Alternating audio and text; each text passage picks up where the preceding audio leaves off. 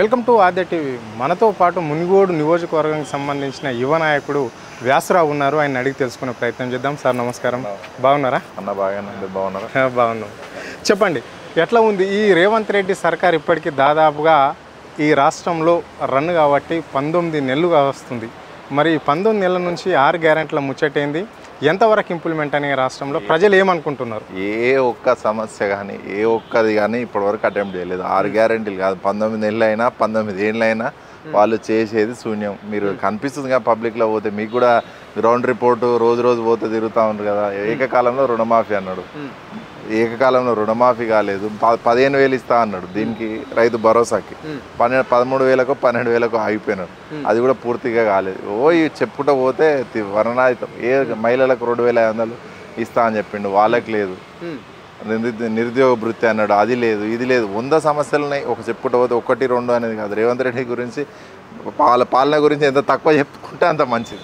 అంటే ఇప్పుడు మళ్ళీ రాబోయే ఎలక్షన్లలో మేమే గెలుస్తాము, దాదాపుగా 100 స్థానాలు ఇక్కడ తెలంగాణలో కాంగ్రెస్ పార్టీకే అధికారం ఇవ్వడానికి ప్రజలు సిద్ధంగా ఉన్నారు, ఇప్పుడు పెడితే ఇప్పుడు గెలుస్తాము అని చెప్పేసి ముఖ్యమంత్రి ఒక వ్యాఖ్యలు చేయడం అనేది జరిగింది. మళ్ళీ అదేవిధంగా అక్కడ బీజేపీ రాష్ట్ర అధ్యక్షుడు కూడా రామచంద్రరావు కూడా అదే మాట చెప్తున్నాడు.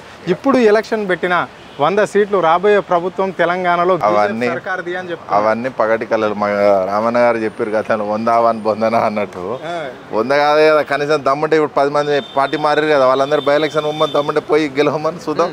ఆ 10 మంది రాజీనామా చేసి మన దమ్ముంటే ఎలక్షన్ పోమను. ఇప్పటివరకు వాళ్ళు అది లేదు కదా. 10 మందిని ఎలక్షన్ రిజైన్ చేసి పొమ్మను. ఇవాళ దాకా వాళ్ళకి అది కోర్టు తీర్పు ఏమొస్తుందో తెలియదు.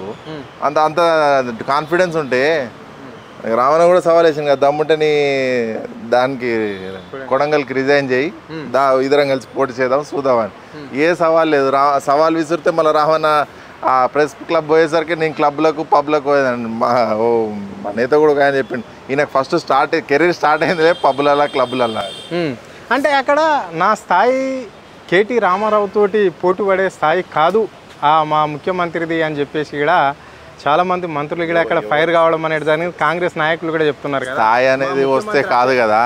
వినండి వ్యాస్ గారు, మా ముఖ్యమంత్రి స్థాయి కేటీఆర్ కాదు కాబట్టి మా ముఖ్యమంత్రి ఆయన ఏ చేసినా కానీ స్పందించే అవకాశం అయితే ఉండదు. మేము ఉన్నాం కదా, మా స్థాయి మాది, అది మంత్రులం ఉన్నాం కదా, మేము మాట్లాడతాం కదా అని చెప్పేసి కూడా పొన్నం ప్రభాకర్ అన్నారు. సీతక్క వాళ్ళ గురించి ఎంత తక్కువ చెప్పుకుంటే అంత మంచిది. పొన్నం ప్రభాకర్ అన్న గురించి, సీతక్క గురించి, వాళ్ళ గురించి రోజు చూస్తూ ఉండు. ఎంత సోషల్ మీడియాలో ఎంత న్యూసెన్స్ అవుతా ఉంది. కోమటిరెడ్డి ఒకటి మాట్లాడతాడు, రేవంత్ రెడ్డి ఒకటి మాట్లాడతాడు, పొన్నం ప్రభాకర్ ఒకటి మాట్లాడతాడు, పొంగులేటి శ్రీనివాసరెడ్డి ఒకటి మాట్లాడతాడు. ఆయన బాంబులు వెళ్తున్నాయని ఆయన అంటాడు, ఈయన ఇంకోటి అంటాడు. నా స్థాయి రేవంత్ రెడ్డి స్థాయి ఏమో కేటీఆర్ సరిపోతాడని వెంకరెడ్డి అంటాడు, వెంకరెడ్డి స్థాయి కేసీఆర్ సరిపోతాడు. ఇవ్వని స్థాయి అనేది వస్తే చెప్పుకుంటూ వస్తుందా? వాళ్ళ స్థాయి అనేది పబ్లిక్కి తెలుస్తుంది కదా. కేసీఆర్ అంటాడు ఎంత గొప్పోడో, రేవంత్ రెడ్డి అంటాడు ఎట్లా అంటాడో అనేది పబ్లిక్ మీరు పోతే రోజు రియాలిటీ చూస్తుంటే తెలుస్తుంది కదా. కమిషన్ల సర్కార్ అంటున్నారు, 10 నుంచి 20% కమిషన్ తీసుకొని వస్తున్నారు. మేము కూడా దాంట్లో బాధితులేమే. వాస్తవమేనా? మీరు కూడా ఒక కాంట్రాక్టర్ అనుకుంటా. అంటే మీరు ఏదో గత ప్రభుత్వంలోని మన ఊరు మన బడి భవనాలు కట్టించిన ఓ కాంట్రాక్టర్ అనుకుంటా మీరు కూడా కదా. సో మరి ఏంది ఆ ముచ్చట ఏంది? మరి కమిషన్లు అంటున్నారు, కమిషన్లు ఇస్తేనే ఈ ప్రభుత్వము బిల్లులు పాస్ చేస్తుందా? ఎప్పుడైనా పోయారా మీరు? మేము ఆ ప్రయత్నం కూడా చేసారు మా కాంట్రాక్ట్ నాయకులు అందరు కలిసి, కానీ ఆ విధంగా ఇచ్చే పరిస్థితి కూడా లేదు. ఎందుకంటే దగ్గర 369 కోట్లు రావాలి మా ఒక చిన్న కాంట్రాక్టర్. 369, 2.5 సంవత్సరాల నుంచి ఈ రోజు వరకు దాన్ని ఊసే లేదు. ఇక్కడ 100 రిప్రజెంటేషన్లు ఇవ్వచ్చు, కమిషనర్లకు ఇచ్చినాము, ప్రజాప్రతినిధులకు 100 ఇవ్వచ్చు. ఇవాళ దాకా దాని స్పందన లేదు. అందుకే లాస్ట్ మన ధర్నా కూడా చేసినాం. మరి ఆయన కమిషనర్ మాట ఇచ్చిండు, 15 రోజులలో మేము గవర్నమెంట్తో మాట్లాడి ఏదో ఒక సమస్యకు పరిష్కారం చూపిస్తాం అన్నా. కానీ ఇవాళ దాకా మరి సమస్య వస్తుందా రాదా అనేది కూడా తెలియదు. మీరు చిన్న కాంట్రాక్టర్లు అని చెప్పేసి అంటున్నారు. చాలామంది కూడా ఇదే మాట మొన్న యాను అక్కడ కమిషన్ ముందట కూడా మీరు ఆందోళన చేసినట్లుగా అనిపించింది, ధర్నా చేశారు కదా. అంటే చాలా చిన్న కాంట్రాక్టర్లు అంటే ఒక 5 నుంచి 10 నుంచి 20 లక్షల లోపు ఉన్న బిల్స్ మాత్రమే ఉన్నాయి.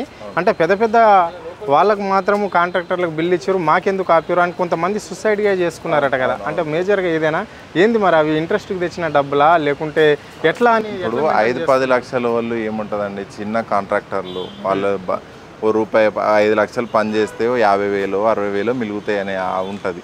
దగ్గర నువ్వు ఏకదమ్నరు 20 లక్షల వరకు పెండింగ్ బిల్స్ పెట్టేస్తే వాళ్ళ పూట గడువు కూడా కష్టమే ఉంటుంది కదా. ఇప్పుడు చిన్న స్థాయి మీ సంస్థ ఉంది, మీ సంస్థలో మీకు ఒక నెల జీతం ఇవ్వకుంటే సరే ఒక నెల జరుగుతుంది, ఇంకో నెల జరుగుతుంది, సంవత్సరం జరిపితే మీకు కూడా ఇల్లు వాకిలి వీళ్ళు పెళ్ళాం పిల్లలు వీళ్ళందరూ ఉంటారు కదా. మా పరిస్థితి కూడా అంతే కదా, ఏ చెట్టుకు అంతే కాలి కదా. 5 లక్షల పని చేస్తే వాడు పెట్టుబడే 4 లక్షల దాకా పెట్టాలి.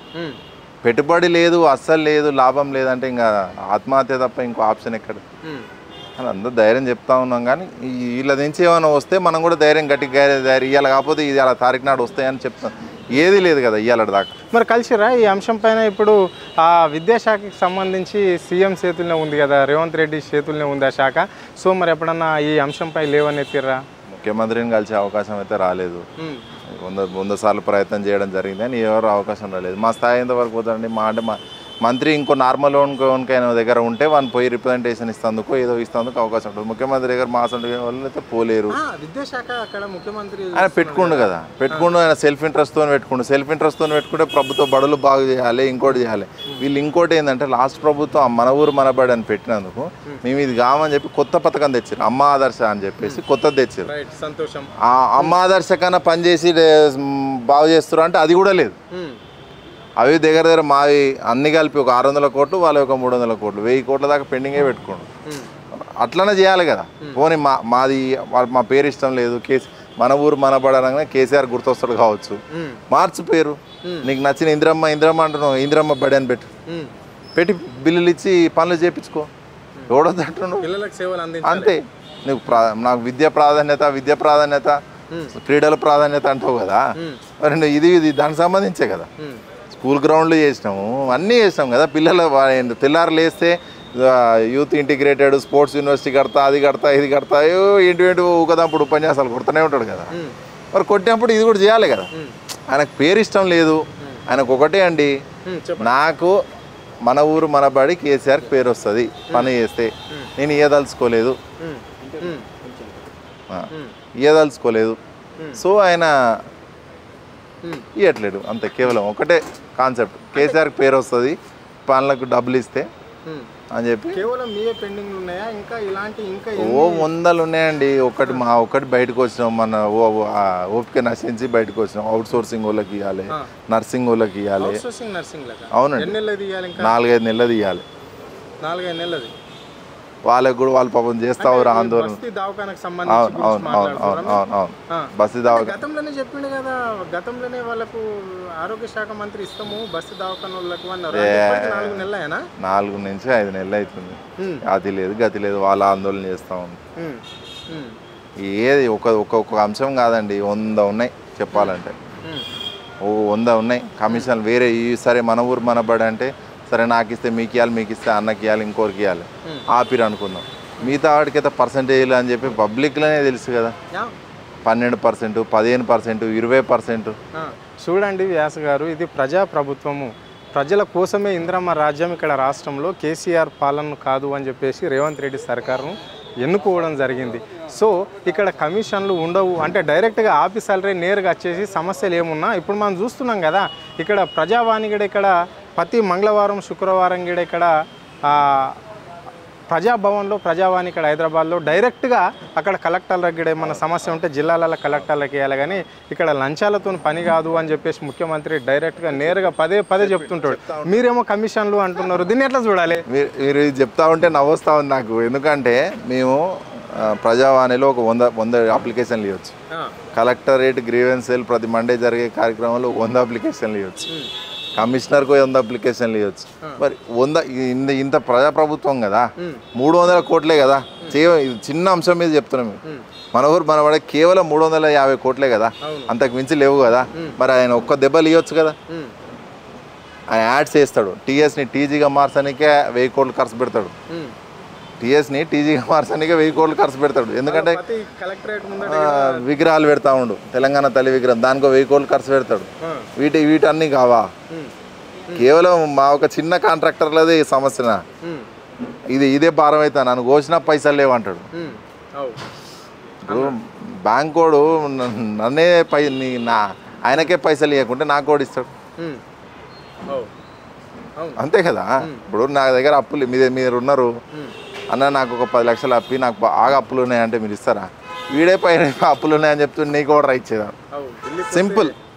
మీరు నాకు 10 లక్షలు అప్పు ఇవ్వండి అన్న, నాకు బాగా అప్పులైనాయి అన్న, అప్పులన్నీ తీర్పుతాన్నా, నాకు 10 లక్షలు అప్పు ఇవ్వండి అన్న అంటే వీడు అప్పులైనాయి అని వీడే చెప్తుండు, మళ్ళీ నేను అప్పు ఎట్లా ఇస్తాను మీరు అనుకోరు. ఇప్పుడు అదే సేమ్ అదే పరిస్థితి. అంటే ఇక్కడ ప్రజాప్రభుత్వం ప్రజలకు ఏదైతే హామీలు ఇచ్చిందో 6 గ్యారంటీలు అన్నది కదా, 6 గ్యారంటీలు అమలు చేస్తాం. ఎందుకంటే గతంలో బీఆర్ఎస్ ప్రభుత్వము నాయకులంతా ప్రజల సొమ్మును కొల్లగొట్టారు. కాళేశ్వరం ప్రాజెక్టు పేరు మీద కూడా 1000 కోట్లు సంపాదించారు. అవన్నీ డబ్బులంతా ఎవరైతే తీసుకున్నారో వాళ్ళ జేబుల నుంచి కక్కిచ్చి తీసుకొని వాళ్ళ నుంచి కక్కిచ్చి ఇక్కడ ప్రజాపాలన చేస్తాం, ప్రజలకు అందిస్తాం.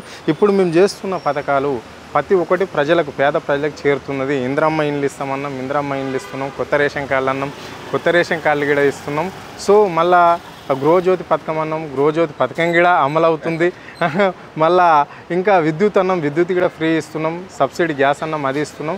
బ్రహ్మాండంగా మహాలక్ష్మి పథకం బస్సు రన్ చేస్తున్నాం ఈ రాష్ట్రంలో అని చెప్పి. ఇవన్నీ ఎందుకండి, కేటీ రామారావు గారు సవాల్ వేశారు. ఏమని? కొండారెడ్డిపల్లికి పోదామా, నీ కాన్స్టిట్యున్సీ కొడంగల్కి పోదామా, మా ఊరు చింతమడకకు పోదామా, సిరిసిల్లకు పోదామా, ఏడికి పోదాము రారి. ఏ ఇంట్లో 200 యూనిట్ల కరెంటు ఎవరి ఇంట్లో వస్తుంది, 500 గ్యాస్ బండ ఎవరి ఇంట్లో ఇస్తున్నావు, ఏ ఊర్లో 100% రుణమాఫీ చేసినావు, దా ఏ ఊరికి పోదామా దా, మీరు రండి మీడియా మిత్రులు, మా ఊరికి తోలుకపోతారా అని. ఎవ్వరు వద్దు, మా ఊరికి మీరు రండి, నేను ఆహ్వానిస్తున్నా, మా ఊరికి పోదాం. ఎంతమందికి వచ్చినాయో చూద్దాం. మునుగోళ్ళ ఎంతమందికి వచ్చినాయి? ఊకదంపుడు ఉపన్యాసాలు మస్తు కొడతామండి. ప్రధానమంత్రి తమ్ముని కాన్స్టిట్యున్సీ అది రాజగోపాల్ రెడ్డి అంటే ఇప్పుడు పెద్ద సెంచన్లో మీరు రాకపోవడం ఏంది?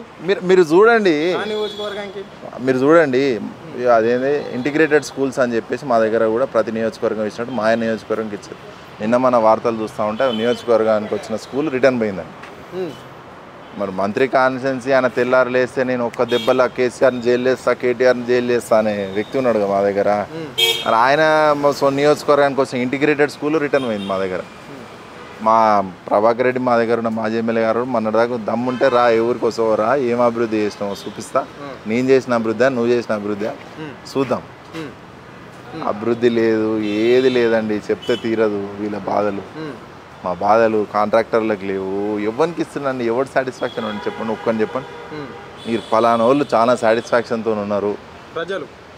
ఏడ ప్రజలు నా దృష్టిలో ప్రజలు కాదండి, జనరేటర్ వాళ్ళు, ఈ ఇన్వర్టర్ షాప్ వాళ్ళు. ఎందుకంటే కరెంటు పోతా ఉంటే వీళ్ళు హ్యాపీగా ఉన్నారు. Real estate worst. ఆ విషయానికి వస్తే ఇప్పుడు హైదరాబాద్ లో రియల్ ఎస్టేట్ రంగం అయిపోయినట్లు అంటే ఇక్కడ భూములు లేవా? నేనేమంటున్నా, మరి తెలంగాణ జిల్లాలలో ఎక్కడ రియల్ ఎస్టేట్? ఎక్కడ లేదండి రియల్ ఎస్టేట్. నువ్వు హైడ్రా అనే భూతం తెచ్చి హైదరాబాద్లో ఇల్లు కొట్టి ఎవడు కొంటుండే, ఏ భూములు ఏముందో 4 రోజులు అవి కొనుక్కుందాం, 4 రోజులు అవి కొనుక్కుందాం. ఇప్పుడు మేము కాంట్రాక్ట్ చేస్తాం, చిన్న చిన్న అపార్ట్మెంట్లు కట్టి అమ్ముతూ ఉంటాం. మా అపార్ట్మెంట్లు అన్నీ మూలుగుతూ ఉన్నాయి, ఎవడు చూడట్లేడు. 3000కి ఇస్తావా, 2000కి ఇస్తావా అని అడుగుతుంది. మేము మంచిగా ఉన్నప్పుడు మార్కెట్ ఉన్నప్పుడు 5000, 6000, 7000, 8000 వరకు అమ్మి 2000కి ఇస్తావా, 3000కి ఇస్తావా అంటే మేము ఆత్మహత్య చేసుకునే కాలం. ఘోరంగా ఉంది. ఇది ఒక్కడే విషయం కాదండి, ఓ చెప్తే తీరదు. 100 ఉన్నాయి ఆయన సమస్యలు చెప్పాలంటే. ఏ దానికైనా మేము సిద్ధంగా ఉన్న వస్తుంది. ఆయన కేటీఆర్ అన్న సరిపోతాడు, ఆయన ఊకే నా స్థాయిగా చాలు. హరీష్ అన్న కేటీఆర్ అన్న చాలు అసెంబ్లీలో బ్యాటింగ్, ఇలా ఆడే బ్యాటింగ్లకు ఇంకో స్థాయి అవసరమే లేదు, సార్ అవసరమే లేదు. Okay, right. మరి ఎందుకు ఇక్కడ ఈ రాష్ట్రంలో బీజేపీ పార్టీ ఉన్నది, వామపక్షాలు ఉన్నాయి, అనేక పార్టీలు కూడా ఉన్నాయి ఈ రాష్ట్రంలో. మరి కేవలము ముఖ్యమంత్రి రేవంత్ రెడ్డికి కేవలం బీఆర్ఎస్ పార్టీ ఎందుకు కనిపిస్తుంది? బీఆర్ఎస్ నాయకుల పైన ఎందుకు కేసులు పెడుతున్నది ఈ రాష్ట్రంలో? ఆయన తట్టుకోలేకపోతుండు, టాలరేట్ చేయలేకపోతుండు. సోషల్ మీడియాలో ఒక్క పోస్ట్ పెడితే టాలరేట్ చేయలేకపోతుండు. ఆయన అధికారంలోకి తీసుకురావడానికి ముఖ్య భూమిక పోషించిందే సోషల్ మీడియా ఆయనకు. ఈరోజు అదే సోషల్ మీడియా భూతమే మింగుతుంది ఆయన. అది భయంతో ఎవరు పోస్ట్ పెట్టినా, మీరు ఏదైనా పోస్ట్ పెట్టారు గవర్నమెంట్కి యాంటీగా, నేను దాన్ని రీట్వీట్ చేసాను అనుకోండి, నన్ను పట్టుకపోతారు, మేము పట్టుకోతాం. రీట్వీట్ చేసినా కూడా పట్టుకపోతాం, లైక్ కొట్టినా పట్టుకపోతాం. లొకేషన్లు ట్రేస్ చేసి మా దగ్గర నగరికల్లో మన సిరిమట్లింగయ్య గారు మా దగ్గర ఆయన ఫోన్ ట్యాపింగ్ కేసులో అది ఇష్యూ కాలేదు. అయితే అదేదో పోస్ట్ పెట్టినాడు పిల్లగాడు, చచ్చిపోయినప్పుడు 10,000 ఇచ్చుడు కాదు, మంచిగా ఉన్నప్పుడు 1000 రూపాయలు ఇవ్వాలని ఎవడో వాళ్ళ ఎమ్మెల్యేకి సంబంధించి ఏదో చచ్చిపోతే 10,000 ఇచ్చినట్టు, మంచిగా ఉన్నప్పుడు 1000 ఇస్తే బాగుండు కదా, మన ఎమ్మెల్యేని పెడతావా అని చెప్పి వాళ్ళు తీసుకొచ్చి స్టేషన్ హ్యాండిక్యాప్డ్ పర్సన్ అట్లా చెప్తే తీరవండి. ఒక ఎగ్జాంపుల్ తీసుకున్నాం కానీ ముందున్నాయి అట్లా. మరి ఏందన్నా ఇది ఉద్యోగాల ముచ్చట ఏంటి? ఇప్పుడు కాంగ్రెస్ పార్టీ అధికారంలోకి రాగానే నిరుద్యోగులకు శుభవార్త అని చెప్పేసి ఈడ వాళ్ళు 2 లక్షల ఉద్యోగాలు ఇస్తాము అని చెప్పేసి సెంట్రల్ లైబ్రరీలో చెప్పారు. ఇప్పటికి మరి ముఖ్యమంత్రి పదే అంటుంటాడు 60,000 ఉద్యోగాలు ఇచ్చేసినాం, మళ్ళీ బయట దేశాలకి వెళ్ళిపోయి ప్రైవేట్ సెక్టర్లో కూడా 40,000 చిల్లర ఉద్యోగాలు తీసుకొచ్చినాం అంటాడు. అంటే ఇవన్నీ కౌంట్ చేసినా కానీ 1 లక్ష చేంజ్ అవుతుండొచ్చు అంటున్నాడు, చేంజ్ కావచ్చు. మరి ఇంకా 60,000 ఉద్యోగాలకు సంబంధించి నిరుద్యోగులు కూడా అంటున్నారట, ధర్నా చేస్తున్నారట, మాకు ఉద్యోగాలు అద్దు. ఎవరైనా చెప్తే నవ్వుతారు ఈ జోలి. మనం 60,000 ఉద్యోగాలకు ఎవరైనా నోటిఫికేషన్ ఇచ్చింది చెప్పండి. మనం అనుకుంటుంది, మిమ్మల్ని అడుగుతున్నా, 60,000 ఉద్యోగాలకు నోటిఫికేషన్ ఇచ్చింది ఎవరు? అంటే దాదాపు 50,000 ఉద్యోగాలకు అయితే టీఆర్ఎస్ గవర్నమెంట్ ఉన్నప్పుడే వేసారు. ఎగ్జామ్ కండక్ట్ చేసింది వీళ్ళే.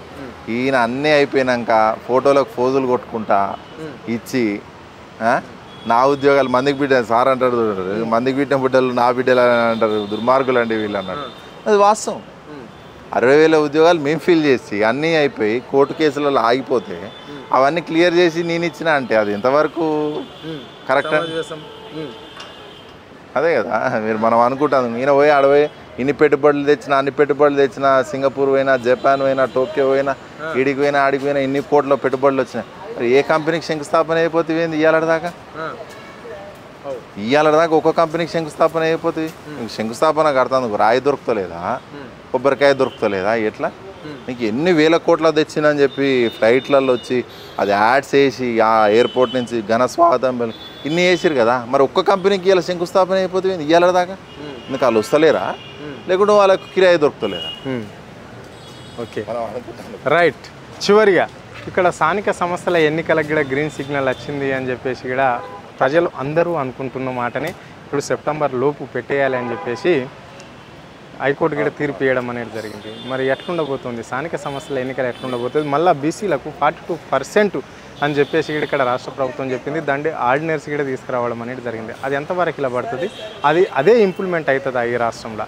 42% ఇంప్లిమెంట్ అయ్యే సిచ్యువేషన్ ఉందా స్థానిక సంస్థలలో? అది కోర్టు పరిధిలో అవన్నీ కోర్టు సమస్యలు ఇవన్నీ ఉంటాయి. వాటి నాకు తెలిసి అయితే వీళ్ళంటే కాలయాపన చేసేందుకు గవర్నర్ దగ్గరగా 4 రోజులు తాత్సారం చేసేందుకు, ఇంకో 4 రోజులు డ్రాగ్ చేసేందుకు దమ్ము లేదండి. మోసం చేసేందుకు. అందుకే నేను చెప్తున్నా కదా, ఎలక్షన్ పోయే దమ్ము లేదు. ఇప్పుడు ఏదో పెట్టుకోవాలి ముందు అని చెప్పి కొత్తగా బీసీ వాదం ఎత్తుకుంది. మరి ఇన్ని రోజులు లేదు కదా, ఇప్పుడు సొంతంగా కోర్టు తీర్పు రాగానే స్టార్ట్ అయిందా? అలా మేనిఫెస్టోలో ఉంది కదా, కామారెడ్డి డిక్లరేషన్ అని వ్యాస్ గారు ఒక్కటి గుర్తుపెట్టుకోండి. వాళ్ళు ఎన్నికలకు పోవడానికి ఎప్పుడు కూడా ఎంటంజ లేదు మేము అంటే బీసీలకు ఇస్తాన్న మాటను దాన్ని నెరవేర్చామని మా ఆలోచన విధానం. బీసీలకు న్యాయం జరగడమే ఈ రాష్ట్రంలో మా లక్ష్యంగా పెట్టుకున్నాం కాబట్టి కొంచెం అటు ఇటు అయింది, సంవత్సరం అయింది స్థానిక సమస్యలు ఎన్నికలు లేకని చెప్పేసి ముఖ్యమంత్రి అన్నాడు. కాబట్టి మాకు భయపడు భక్తికి కాదు, పడే ఓట్లన్నీ మాకే పడుతుంటాయి. ప్రజలందరూ మా వైపే ఉన్నారు, ఇందిరమ్మ రాజ్యం వైపే ఎదురు. మీరు చూస్తారు కదా, మీరు అన్నట్టు కొద్ది రోజుల్లో నిజంగానే జరిగితే చూస్తారు కదా ఎంతమంది గెలుస్తారు, ఎంతమంది ఓడిపోతారు. ఆయన సొంత ఊర్లే కొడంగల్ కాన్సెన్ట్రేట్ జడ్పీటీసీ గెలుస్తారో లేదో కూడా డౌటే ఉంది. ఎన్ని తెచ్చిండు ఆయన? ఒకటి కాదు, 100 నెగిటివ్లు ఉన్నాయి. ఎన్ని చేసిండు? మా దగ్గర అంబుజా సిమెంట్ అని చెప్పి రామన్నపేటలో తెచ్చిండు, కొడంగల్ ఐషు తెచ్చిండు, వాడు కెమికల్ ఫ్యాక్టరీ అని చెప్పి, గద్వాలకి ఇథనాల్ ఫ్యాక్టరీ అని. ఇవన్నీ ఏ అవుతున్నాయండి? ఇవన్నీ ప్రజలకు నెగిటివ్గానే చేస్తున్నాడు కదా. అది కూడా మీరు చెప్పారు కదా, ఇప్పుడు ఇక్కడ సిమెంట్ ఫ్యాక్టరీ రామన్నపేటను అడ్డుపడ్డది బీఆర్ఎస్ వాళ్ళే, దిల్వాల్పూర్లో నిర్మల్ల కూడా అక్కడ అడ్డుపడ్డది బీఆర్ఎస్ వాళ్ళే, సో గద్వాల కూడా విత్తనాల ఫ్యాక్టరీ రాకుండా అడ్డుపడ్డది బీఆర్ఎస్ వాళ్ళే, సో లగచర్ల కూడా అడ్డుపడ్డది కూడా బీఆర్ఎస్ వాళ్ళే. ఇక్కడ జైరాబాద్ విషయానికి వస్తే డపూర్లో కూడా అక్కడ ఆ ఇండస్ట్రీ రాకుండా, ఫార్మా విలేజ్ ఇండస్ట్రీ రాకుండా కూడా అడ్డుపడ్డది బీఆర్ఎస్ వాళ్ళు. కొంతమంది మాత్రమే అడ్డుపడుతున్నారు, అందరు కాదు, కావాలని అక్కడ ఉన్న బీఆర్ఎస్ నాయకులను ముందుకుంచి ఇక్కడ నుంచి నడిపిస్తున్నారు అని చెప్పేసి ముఖ్యమంత్రి అంటుంటాడు. ఇది నిజమేనా? ఇప్పుడు నిజంగా అది లాభదాయకంగా ఉంటే పబ్లికే ఇస్తారు కదా. నువ్వు పబ్లిక్ని కన్విన్స్ చేయి. ఇప్పుడు మీ భూమిని నేను తీసుకోవాలండి, మీరు 1,00,000 రూపాయలు ఉంది, మీరు అమ్మడానికి ఇష్టం లేదు, నేను వస్తా మీ ఇంటికి అన్న, 1,00,000 కాదు 2 లక్షలు. నీకు 2 లక్షల వల్ల రైతుకి 2 లక్షలు నువ్వు తీసుకోవడం వల్ల నీకు ఇంత ఉద్యోగం వస్తుంది. కన్విన్స్ చేయి పబ్లిక్ని. నువ్వు కన్విన్స్ ఎందుకు చేయలేకపోతున్నావు? నువ్వు పబ్లిక్ని కన్విన్స్ చేయలేకపోతున్నావు కదా. నువ్వు ఉపన్యాసం పెడితే కేసీఆర్ తిట్టుడు తప్ప నీ ఉపన్యాసం స్టార్ట్ కాదు.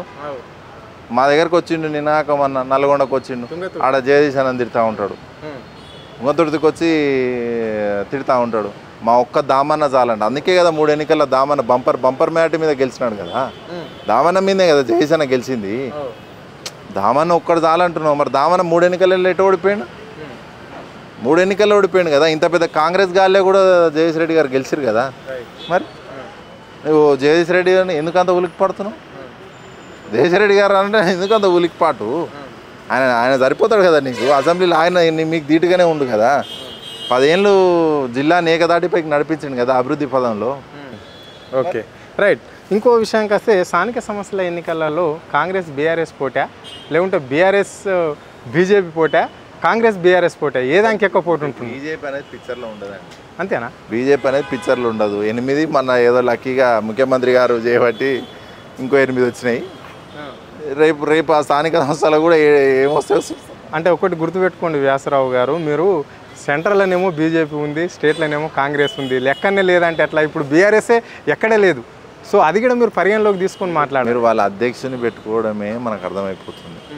అధ్యక్షుడు ఒకసారి ఎప్పుడో గతంలో ఎమ్మెల్సీగా పోటీ చేసి గెలిచిన. ఆయన ఎన్నిసార్లు పోటీ చేసి గెలిచిన?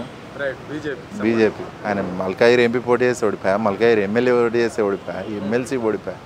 ఏదో వెనకట ఎమ్మెల్సీ ఉన్నా నేనంటే పార్టీని వాళ్ళు డెవలప్ చేయాలనుకోలేదు, రేవంత్ రెడ్డికి అప్పచెప్పాలని డమ్మీ క్యాండిడేట్ పెట్టారు. Okay, right. ఇది ఈరోజు బీఆర్ఎస్ యువ నాయకునితోటి వ్యాసరావుతో FTF